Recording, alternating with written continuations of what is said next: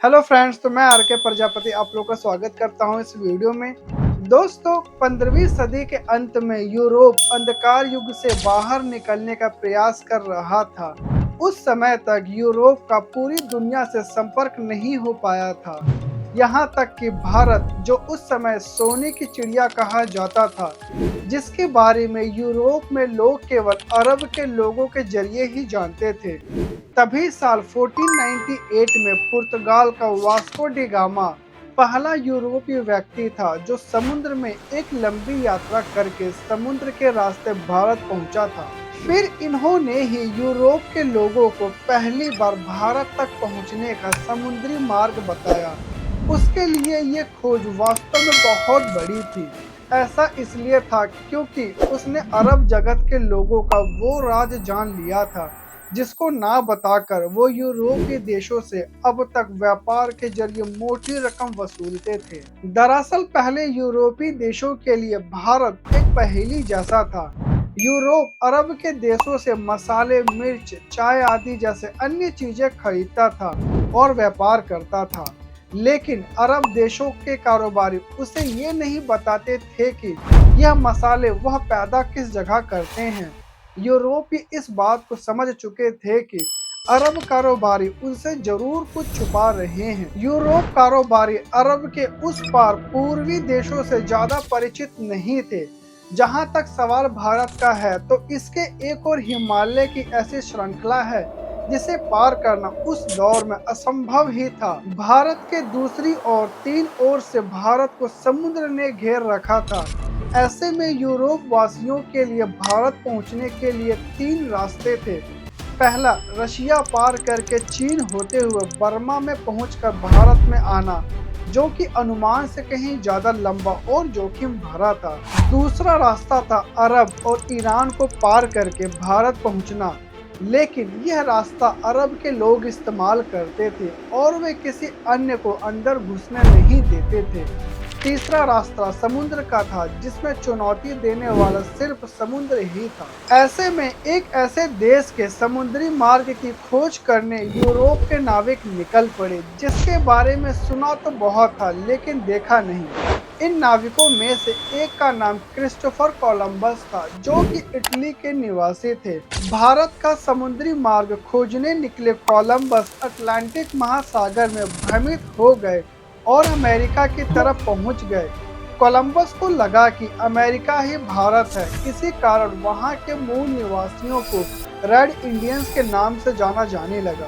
दोस्तों, कोलंबस की यात्रा के करीब 5 साल बाद पुर्तगाल के नाविक वास्को डी गामा ने एक विशाल नौका के साथ भारत को खोजने का ये सफर 8 जुलाई 1497 को पुर्तगाल के लिस्बन से 200 से अधिक नाविकों के साथ शुरू किया था।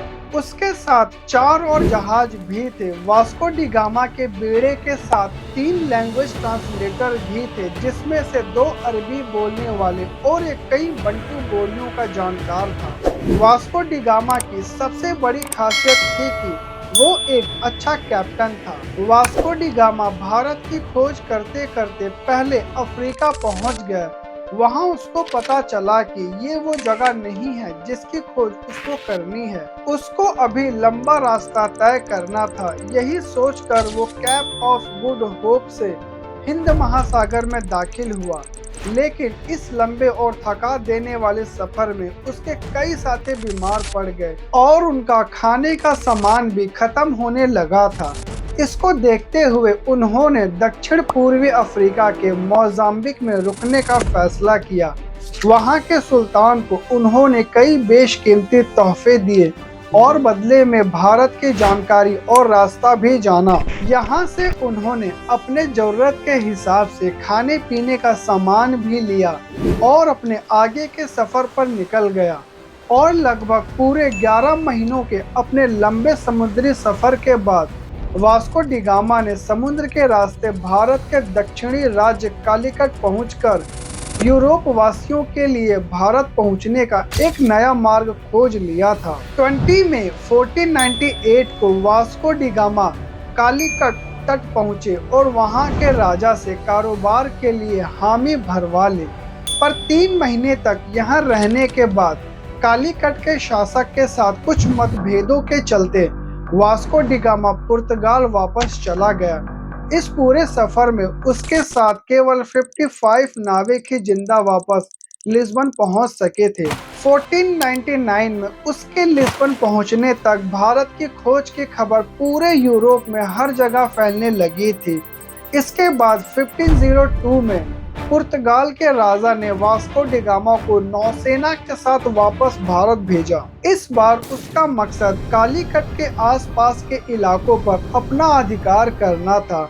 उसने कालीकट पर कई बड़े हमले किए, जिसके बाद राजा को संधि के लिए विवश होना पड़ा था। ये वास्को डी गामा के लिए एक बड़ी जीत थी। इस जीत के बाद वो 20 फरवरी 1503 में वापस पुर्तगाल चला गया और फिर वहां करीब 20 इयर्स रहने के बाद 1522 में वो फिर से भारत वापस आया। इसके बाद किंग जॉन सेकंड ने 1524 में उन्हें भारत का पुर्तगाली वायसराय नियुक्त किया। फिर कुछ समय यहाँ रहने के बाद वास्को डी गामा अपनी तीसरी भारत यात्रा के दौरान मलेरिया की चपेट में आ गए थे, जिससे 24 दिसंबर 1524 को कोच्चि में 56 वर्ष की उम्र में उनकी मृत्यु हो गई, जिसके बाद उनके शव को कोच्चि में ही दफनाया गया। 1538 में उसके कब्र को खोदकर उसके अवशेषों को बाहर निकाला गया और पुर्तगाल ले जाया गया था। दोस्तों, वास्को डी गामा ने यूरोप के लुटेरों, शासकों और व्यापारियों के लिए भारत तक पहुंचने का एक रास्ता बना दिया था, जिसके बाद भारत पर कब्जा जमाने के लिए यूरोप के कई व्यापारी और राजाओं ने कोशिश की और समय समय पर वे भारत आए और उन्होंने भारत के केरल राज्य के लोगों का धर्म बदलने में महत्वपूर्ण भूमिका निभाई। पुर्तगालियों की वजह से ब्रिटिश के लोग भी यहाँ आने लगे। अंततः साल 1615 में यह क्षेत्र ब्रिटिश के अधिकार में आया। 1698 में यहाँ फ्रांसीसी बस्तियां बसी। फ्रांस और ब्रिटेन के बीच के युद्ध के काल में इस क्षेत्र की सत्ता बदलती रही। तो दोस्तों, आज की वीडियो में फिलहाल इतना ही। अगर आपको आज की हमारी वीडियो अच्छी लगी हो तो आप इस वीडियो को लाइक, कमेंट और शेयर करना मत भूलिएगा। तो चलिए दोस्तों, आपसे फिर मिलेंगे बिल्कुल नई और एक इंटरेस्टिंग टॉपिक के साथ। तब तक के लिए बाय बाय, टेक केयर, धन्यवाद।